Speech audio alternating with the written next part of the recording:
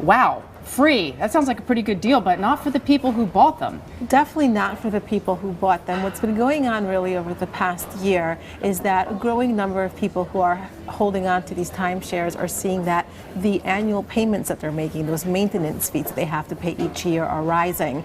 They're currently at about $730 a year, and that is significantly higher from where it was just a few years ago. So what they're saying is, well, you know, I can't really afford to make these payments. I'm dealing with other issues like trying to hold on to my home. Right. You know, if they're dealing with problems on the primary residence, maybe a job loss, and timeshares just are not feasible anymore for many of these owners.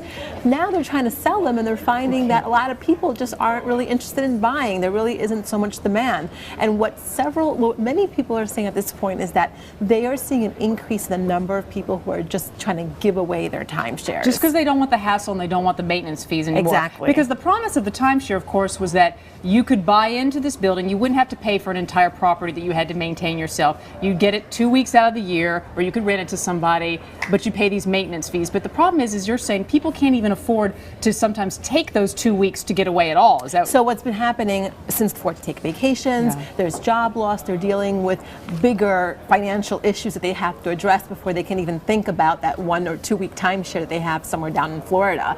So what they're saying is that, you know what, it's really not a priority anymore. I could actually save by not having this timeshare, by not having to pay those maintenance fees. But the buyers in the market know this as well, so they're playing hardball. They're saying, well, why do I have to pay, you know, a few $1,000s to you to buy the timeshare from you, when in fact the values of these types of properties keep dropping?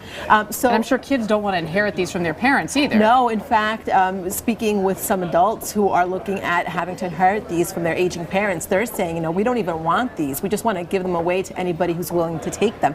So increasingly what's happening is that these timeshares are getting sold to anybody who's willing to just take it for free and just take on those maintenance fees. It sounds like the entire industry is crumbling. I mean, what is the timeshare industry doing to try and sort of staunch the bleeding here for themselves? Well, what they're saying, what the resorts are saying, is that they are changing the types of people that they're marketing these timeshares to. So in the past, you know, you'd go on vacation and they just say, hey, do you want to come to a timeshare meeting and learn about this? Now what they're saying is they're looking at high income earners, people who won't need financing to get a timeshare, who are more likely to be able to hold on. But it really remains to be seen what will happen.